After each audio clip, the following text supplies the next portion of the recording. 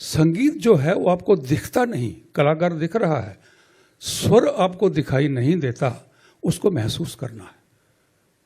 अभी लोग पूछते हैं भाई भगवान कहाँ है, हमने तो देखा नहीं, तो फिर कहेंगे संगीत कहाँ है, हमने तो साउंड देखी नहीं, वो तो महसूस की है, इसलिए कहते हैं नाद ब्रह्म। ये दिखाई नहीं देता, महसूस होता है। स्वर दिखता नहीं है। आप एक बाग में जाएं, गुलाब का फूल है, गुलाब आपको दिख रहा है, उसकी खुशबू आपको दिख नहीं रही, महसूस हो रही है। ऐसे ही स्वर है। स्वर जो है वो आपको दिखेगा नहीं, उसको देखने के लिए अंतर्मुखी होना पड़ेगा।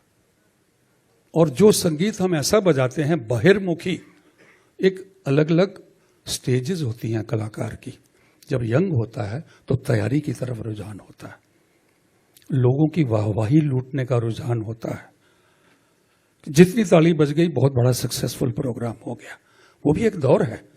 जैसे जीवन में आदमी के होता है, ब्रह्मचर्य है और उसके बाद गृहस्थ आश्रम है, उसके बाद उसकी कौन सा आश्रम है आप तो सब जानती हैं, वानप्रस्थ आश्रम है, अलग अलग आश्रम है।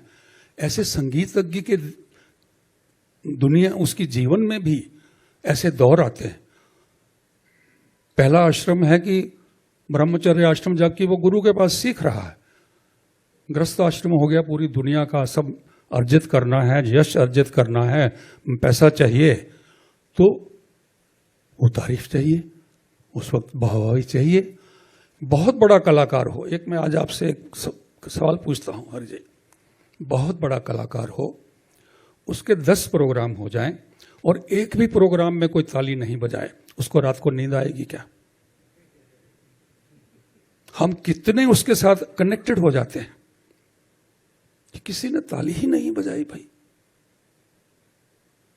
और फिर एक स्थिति, एक जीवन में एक ऐसा जगह आती है जब लगता है कि मुझे ताली की भूख नहीं रही। वो भी आती है, वो वानप्रस्थ आश्रम है। तो मैं तो सब आश्रम देख चुका हूं, 60 साल से ज्यादा उम्र हो गई बजाते हुए, तो अनुभव से बात कर रहा हूं। अनुभव बहुत अच्छा नाम रखा आपने। तो उस चीज की जो तलाश है, वो जो संगीत जब बजने लगता है या गाने लगता है इंसान, फिर उसको लोगों की वाहवाही की जरूरत नहीं है, वो ऊपर से जुड़ जाता है, वो अंदर अंतर्मुखी हो जाता है। और यही हमारे संगीत का मकसद है, भारतीय शास्त्रीय संगीत का, अंतर्मुखी होना।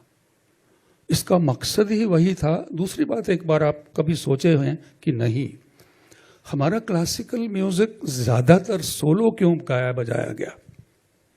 जब आप साधना करने बैठते हैं, आध्यात्मिक साधना, तो आप अकेले बैठते हैं ज्यादातर।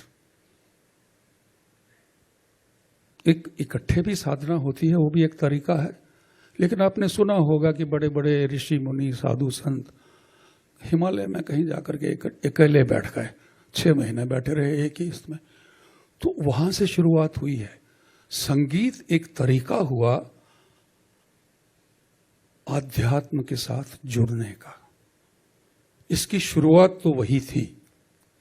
उसके बाद एक ऐसा दौर आया कि मंदिरों में आया संगीत, फिर उसमें और लोग भी शामिल हुए, भजन कीर्तन वो सब होने लगा। फिर राज दरबार में आया, तो राज दरबार में जब आया तो वाहवाही कैसे लूटनी है वो एलिमेंट उसमें शामिल हुआ। होड़ होने लगी कि बादशाह ने कह दिया कि भाई ये कलाकार बेहतर है, इसको ज्यादा इनाम दे दो। अभी थोड़ा हल्का मूड भी होना चाहिए। बादशाह की बात आई तो एक बार ऐसा हुआ, तबला वादक बैठे हुए हैं, कि बहुत महान तबला वादक, समझ लीजिए नाम, मतलब उस्ताद त्रिकवा खान साहब बजाए। उन्होंने 6.5 घंटे तबला सोलो सुनाया। तो जो राजा था वो जानता नहीं था संगीत इतना, दिखावा बहुत करता था कि बहुत जानकार है। तो अंदर से तो कोफ्त हो रही थी, परेशान हो गया था, लेकिन नाम बहुत सुना था। तो बोले इनको 500 अशरफी इनाम दे दो। अब उसके बाद जो एक हरी जी दूसरा तबला वादक था, वो बेचारा गाना बजाना तो ऐसा ही था लेकिन चालाक बहुत था, जिसको धूर्त बोलते। तो उसने कहा हुजूर जान की माफी हो तो एक गुजारिश करूं। तो बोले हाँ क्या है? बोले हुजूर जान की माफी हो तो तब बोलूंगा। तो बोले हाँ बोलो बोलो। बोले हुजूर आपको बेवकूफ बनाया गया। बोले क्या बकवास करते हो? बोले आप इतने बड़े महाराजा और आपको सिर्फ 3 ताल सुनाया, मैं आपको 100 ताल सुनाऊंगा।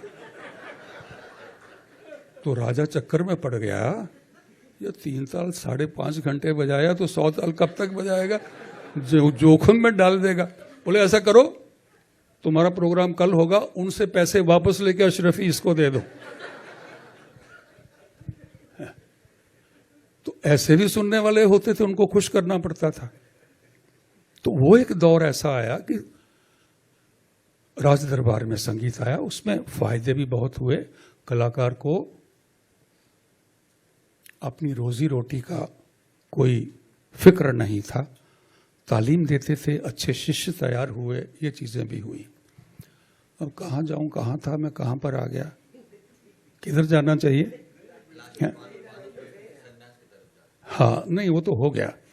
तो सुनने का जो है, श्रोता जो है, पहली बात तो यह है कि आपको संगीत सुनना कैसे चाहिए, जो मैं बात कर रहा था। ये संगीत की बात हो गई, टेक्निक में ज़्यादा मैं नहीं जा रहा, कितनी श्रुतियाँ होती हैं, कितनी गमक होती है, ये प्रैक्टिकल चीज़ है। एक चीज़ कहना भूल गया कि हाँ, वहाँ से मैं डिस्कनेक्ट हो गया। मूर्ति कला को आप देखते हैं तो सडनली आपको महसूस हो जाता है कि क्या खूबसूरत मूर्ति है। इसके लिए कोशिश करनी पड़ती है, साधना करनी पड़ती है, सुनने वाले को भी उसको महसूस करना। और आपके अब सामने एक बहुत बड़ी मुश्किल बंदिश की सरगम लिख दी जाए तो उसको पढ़ के आपको संगीत का आनंद नहीं आएगा। ये फर्क है। ये परफॉर्मिंग आर्ट है, उसको आपको जब सुनेंगे तभी उसका असर होगा। और सुनकर के बहुत अच्छा लगेगा। कई मरतबा ऐसे भी लोग होते हैं हमारे पास आते हैं सीखने के लिए,